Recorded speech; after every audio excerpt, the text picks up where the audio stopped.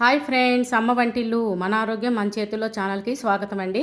ఈవేళ మంచి breakfast recipe, లేదంటే లైట్ డిన్నరు, లేదంటే snack item dhokla Gujarati dish అండి. చాలా బాగుంటుంది. అంటే దీనికి గ్రీన్ చట్నీ చేశాను, అలాగే ఇంకొంచెం మన ఆరోగ్యానికి మంచిదిగా స్ప్రౌట్స్ కూడా యాడ్ చేసి చేశానండి డోక్లా. అలాగే మీరు కూడా ఇది ఎలా చేసుకోవాలో చెప్తాను చూడండి. దానికి ఏంటంటే శనగపిండి ఒక గ్లాస్ తీసుకుంటే 2 స్పూన్స్ మనం గోధుమ రవ్వ, అదే ఉప్మా రవ్వ ఉంటుంది కదండి, అది యాడ్ చేసుకుంటే బాగుంటుంది. అలాగే జింజర్ మిర్చి పేస్ట్, సాల్ట్, షుగరు, అలాగే 1 స్పూన్ ఆయిల్, 1 స్పూన్ ఏమో నిమ్మకాయ జ్యూస్, ఇవన్నీ వేసి శుభ్రంగా నేను చూపించిన విధంగా ఒకే డైరెక్షన్లో చాలా బాగా కలుపుకోవాలండి.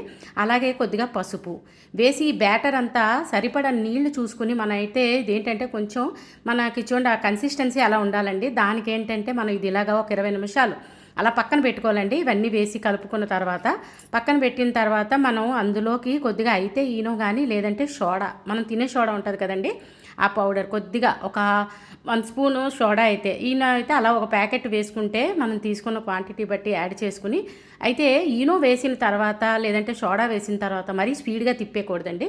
జస్ట్ నేను చూపించిన విధంగా అలా స్మూత్గా జస్ట్ బ్యాటర్ చూసారా అలాగా పొంగుతుంది ఈనో వేసిన తర్వాత. అలాగే డోక్లా మెత్తగా రావడానికి కోసం అది వేస్తామండి, చాలా బాగుంటుంది. అయితే దానికి చూడండి, ఇంకా వేసిన తర్వాత మనం ఏం చేయాలంటే ఒక పళ్ళెం లాంటిది తీసుకోవాలి, లేదంటే స్టీమ్ చేసుకోవాలి. ఇది మన ఇడ్లీ స్టీమ్ చేసుకుంటాం కదా, అలాగా పెద్ద ఇడ్లీలా పోసుకోవాలి. దానికి ఏంటంటే నేనైతే ఈజీ అవుతుందని బటర్ పేపర్ తీసుకున్నానండి. బటర్ పేపర్ తీసుకుని ఇడ్లీ స్టాండ్లో స్టీమర్ ఇస్తారు కదా, దానిలో పెట్టానండి. ఆ బటర్ పేపర్ కొంచెం ఆయిల్ రాసి అలాగ మనం తీసుకున్న బ్యాటర్ సరిపడిన దీంట్లోకి అలాగ పోసుకుని పెట్టుకోవాలండి. కొంచెం లావుగా మందంగా అవుతుంది, మనం అందుకే మరీ నిండా పోసేయకూడదు. అలాగ సగం పోస్తే కనుక అది ఉబ్బుతుందండి. చెప్పాను కదండి ఆరోగ్యకరంగా చేస్తానని. స్ప్రౌట్స్, మూంగ్ స్ప్రౌట్స్ అండి, మన ఆరోగ్యానికి చాలా మంచివి కదా, ఏదో ఒక రకంగా తీసుకోవాలి కదా, ఇందులో వేసానండి.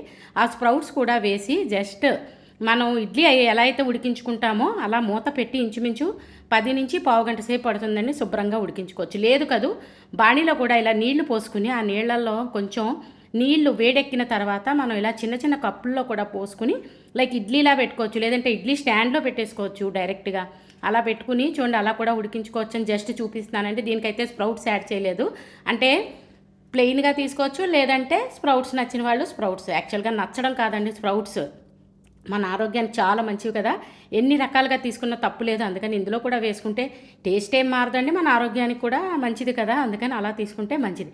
జస్ట్ అలా చెక్ చేసుకోవాలండి, ఉడికిందో లేదో చూసుకున్న తర్వాత దాన్ని తీసుకుని చల్లారనియాలి. చల్లారనిచ్చి ఇదిగో ఇది కూడా బయట పెట్టాను కదండి వాటర్లో, దాన్ని కూడా చూసుకుని మనం రెండు కూడా ఉడికేయలేదో చూసుకుని పక్కన ఇలా దించుకున్న తర్వాత కొద్దిగా చల్లారనిచ్చిన తర్వాత మనం ఒక ప్లేట్లోకి ఇవి ట్రాన్స్ఫర్ చేసుకుని మనకు కావలసిన సైజులాగా చక్కగా స్క్వేర్ టైప్లో ముక్కలు కోసుకోవాలి. దానికి చూడండి ఇలాగా చిన్న పోపు కూడా వేసుకోవాలండి. 1 స్పూన్ ఆయిల్ వేసుకుని నువ్వులు, జీలకర్ర, ఆవాలు, అలాగే కొంచెం పచ్చిమిరపకాయలు, కరివేపాకు, ఇవి పోపు అండి. అలాగే కొద్దిగా లెమన్ జ్యూసు, సాల్ట్, షుగర్ కూడా ఇందులో కూడా వేసుకోవచ్చు. ఆ షుగర్ లేదంటే అవాయిడ్ చేస్తే చిన్న కారంగా ఉంటుంది. ఆల్రెడీ పిండిలో వేసాం కాబట్టి ఇందులో వేసుకునే వాళ్ళు ఇష్టమైన వాళ్ళు వేసుకోవచ్చు, లేకపోతే అవాయిడ్ చేయొచ్చు.